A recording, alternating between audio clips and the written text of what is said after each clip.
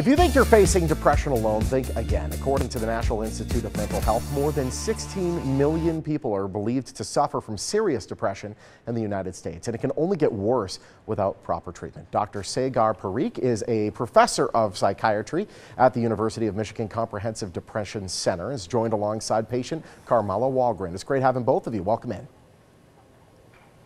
Thank you. Thank you. Let's talk about depression. Obviously, this is a very serious issue in our country. Are there symptoms that we should be on the lookout for to maybe catch it early before it becomes a more serious issue?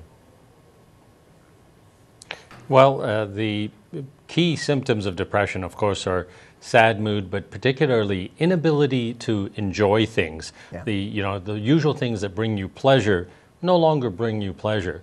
And the symptoms have to be there most of the day for many days in a row. So it's not just a transient a bad day or something like that. Yeah. Other symptoms include problems with concentration, excessive pessimism, thinking too much doom and gloom, and also physical things like persistent sleep problems or loss of appetite. Yeah. So it's this picture of many symptoms most of the day, many days in a row. That's clinical depression. And that we know, obviously, of the treatment options that are available. I mean, it's typical that you think of medication as one of these treatment options, but there are side effects to that, isn't there?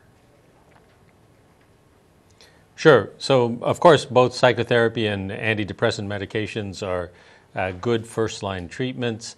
With antidepressants, all medicines have some side effects, and one of the other problems with antidepressants is that the first antidepressant that you pick for depression has a less than 50-50 chance of hitting a home run. Oh, wow. So often, you try one, but you're likely going to have to do something else, maybe add a helper medicine or try switching or something like that. See, now you're kind of shooting darts in the dark in this situation. So if there was a way that we could figure out exactly what medication or what treatment might work well for us, we'd be in a better situation. And this is where genetic testing comes in. There's actually genetic testing you can do regarding depression, isn't there?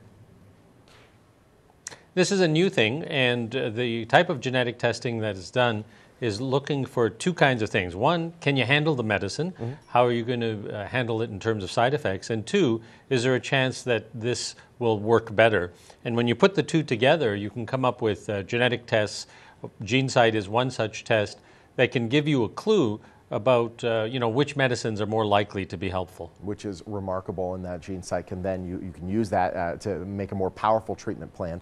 Carmela, you were diagnosed with depression. Tell us about your story and where you found yourself. Yes, I was diagnosed with depression at age 22. Mm-hmm. I'm 72 now, so I've had 50 years of living with different episodes of depression. Some, they'd last months at a time. But my experience was that depression for me brought a real physical pain. It felt like a pressure all over my body, and you hear people say, oh, I was so depressed I couldn't get off the couch. Well, for me, I couldn't get the couch off me. Oh, That's wow. what it felt like. It was just, it felt terrible.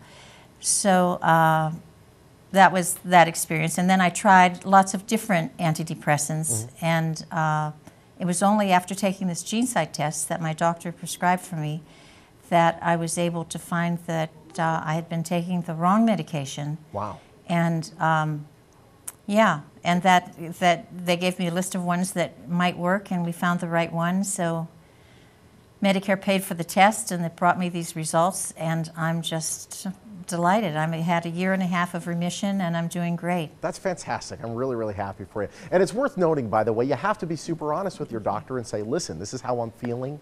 And try to get, because some people, they try to hide their depression. They feel there's a shame there. There should be no shame. Isn't that right?